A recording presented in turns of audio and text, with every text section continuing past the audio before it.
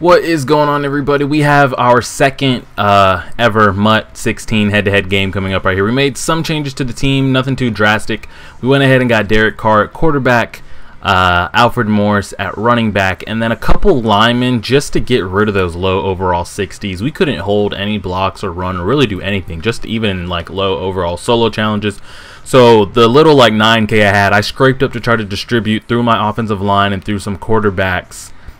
And also we were able to get some DBs from the journey solos they put up. And the journey solos and all that are cool, but I just feel like the amount of coins they give you just aren't worth the grind. I think if anything, just do the gauntlet. That's just me in my opinion. And once I start getting into more games and getting more coins, I just pretty much won't do any solos except for the daily. So as you can see, he has a much at least better front three overall than we do. You can see his best overall player is at 90 overall, Antonio Brown, followed by the two 86s, and yeah. So I think we're in for a rough game right off the bat. But the first play of the game, we get ball first on offense. We get a huge gain, which I thought we might take for a touchdown with that Bo Jackson that I think everybody got. I forgot how we get him, but everybody's got him. But right there, that's a problem I've seen a lot in maybe just with lower overall QBs, but just so many missed open passes that you guys are going to see in this game that cost us pretty big. In his first offensive play, he just backpedals and checks it up, and we're able to come away with a huge interception. So us settling for that 3 was not that big of a deal because just a couple plays later we're actually able to go ahead and score a touchdown. So we're up 10-0. He does get ball at half though, so it's nothing too drastic he can't come back from. And this video was supposed to go up on Friday. I recorded it Thursday night and I listened back to it before I uploaded it on Monday, and the audio just sounded all scratchy. I'm not sure if I had the two mics set at once. Oh man.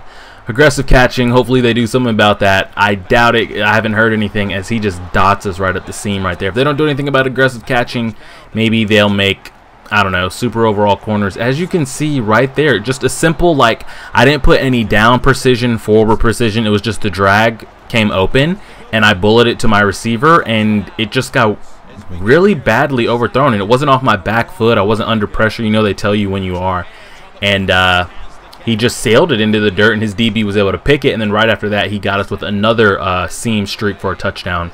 So just like that, we were up 10-0. Now we find ourselves trailing as we rip off a nice pass right there on third down to Bo Jackson. Again, that card is a beast. Right here, we hit up a screen to Alfred Morris. We get another huge gain. And I'm really liking my offense so far. Defense is a real struggle. I know little to no blitzes, as we throw a nice dot right there for a touchdown. I know little to no blitzes that don't require me sending 5+ people, and my cards are just not good enough to, I don't know how we picked that off, honestly no idea. We just pray. When aggressive catches go up, we kind of just pray, because at least with face catching last year, at least when I ran, I thought I was one of the better face catchers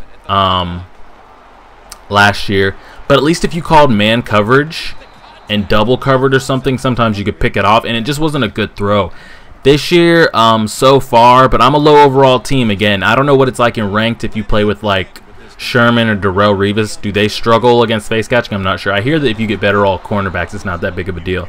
I don't know, but I've been finding myself struggling against it a lot, as we're able to come up with another interception right there, our second user pick of the game. So we have a chance to go up into half huge because we don't get ball at halftime. We throw another dot and he just starts diving all over himself, and Odell, our best overall card, takes it into the end zone. So right here before half, again, he chucks up another aggressive catch, and it gets him in field goal range, and he settles for 3, leaving him down 10 instead of 13, which is huge because now if he scores 2 touchdowns, he takes the lead, and it's just rough. So right here, he dots us up, right?